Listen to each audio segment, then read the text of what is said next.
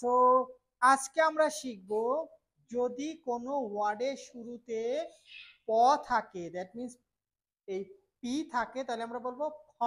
কি বলবো? ফ। যেমন pot, fan, fan, pencil, pipe, potato. আর যদি কোনো ওয়ার্ডের শুরুতে ট থাকে তাহলে আমরা বলবো ঠ। যেমন top, tap, pen, tomato, tree, table.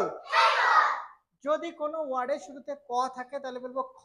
যেমন খট, cap, can, king, kite, kind, queen, quick.